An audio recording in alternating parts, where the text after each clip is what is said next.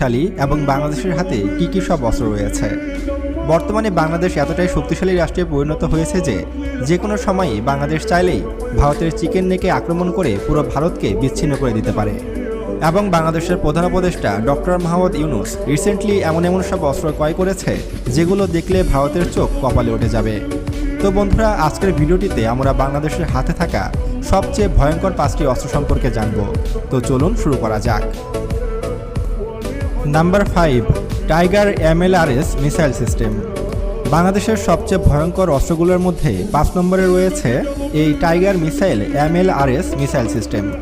এই মিসাইল সিস্টেমটি বাংলাদেশ তুরস্কের কাছ থেকে ক্রয় করেছে। বাংলাদেশ সেনাবাহিনী, নৌবাহিনী এবং বিমান বাহিনী এই বিশেষ মিসাইলটি ব্যবহার করে থাকে।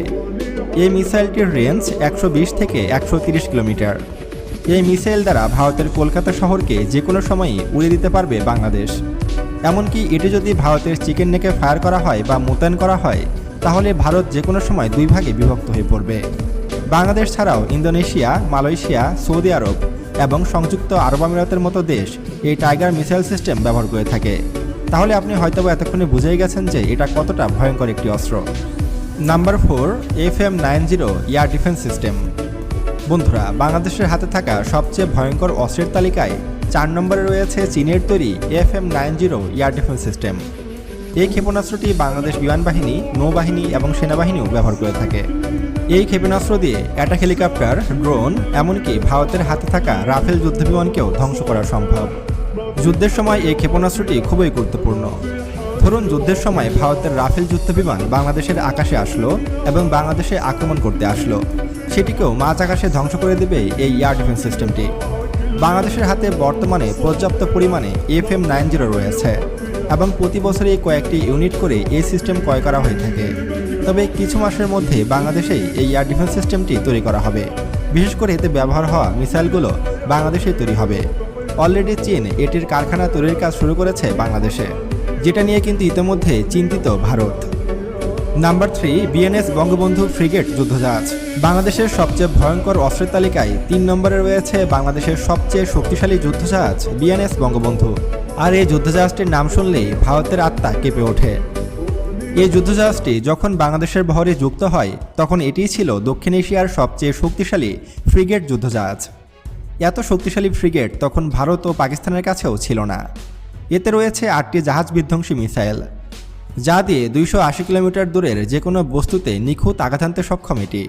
বিমান ধ্বংসকারী হিসাবে এতে রয়েছে মিডিয়াম রেঞ্জের 8টি FM90 মিসাইল সিস্টেম, যা 15 কিলোমিটার উপর দিয়ে উড়ে যাওয়া যে কোনো বস্তুকে নিখুঁতভাবে আঘাত হানতে সক্ষম।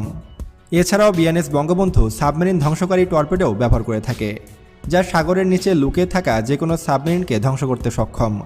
সেই সাথে বিএনএস বঙ্গবন্ধু একটি অ্যাটাক হেলিকপ্টার বহন করতে পারে, যা যুদ্ধক্ষেত্রে ব্যাপক কার্যকরী। আর সবচেয়ে অবাক করা বিষয় হলো, এই বিএনএস বঙ্গবন্ধু কখনো একা চলে না। এর আশেপাশে অনেকগুলো যুদ্ধজাহাজ আর আকাশে বিমান বাহিনীর MiG-29 এবং পানির নিচে সাবমেরিন বহর নিয়ে চলে থাকে এই যুদ্ধজাহাজটি।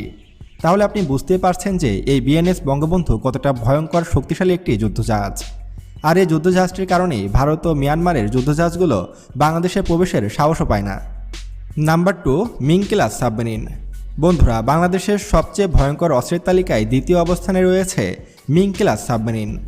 বর্তমানে বাংলাদেশ নৌবাহিনীর কাছে মোট 2টি সাবমেরিন রয়েছে, যা চীনের কাছ থেকে ক্রয় করা হয়েছে। এবং আরও নতুন করে 4টি সাবমেরিন খুবই দ্রুত যুক্ত হবে বাংলাদেশের বহরে। অনেকে বলাবলি করে বাংলাদেশের হাতে যে সাবমেরিনগুলো রয়েছে তা অনেক পুরনো মুড়ির টিন। আসলে তাদের সাবমেরিন সম্পর্কে কোনো জ্ঞানই নেই। বাংলাদেশ নিজেদের প্রয়োজন মতো এই সাবমেরিনগুলোকে আপগ্রেড করে নিয়েছে। আর বর্তমানে বাংলাদেশের হাতে থাকা সাবমেরিনগুলো এক একটি 36টি করে জাহাজ বিধ্বংসী মিসাইল বহন করতে সক্ষম। আর এর এক একটির রেঞ্জ প্রায় 15 কিলোমিটার। এই সাবমেরিনটি দিয়ে চাইলেই 15 কিলোমিটার দূরে থেকেই ভারতের যে কোনো যুদ্ধজাহাজ ও এয়ারক্রাফট ক্যারিয়ারকেও ডুবিয়ে দেওয়া সম্ভব। এছাড়াও বাংলাদেশের হাতে থাকা এসব সাবমেরিন দিয়ে 32টি নেভাল মাইনও বসানো সম্ভব, যা দিয়ে ফাঁদ পেতে ভারতের সকল যুদ্ধজাহাজকে বিপদে ফেলা সম্ভব। তাহলে হয়তো আপনি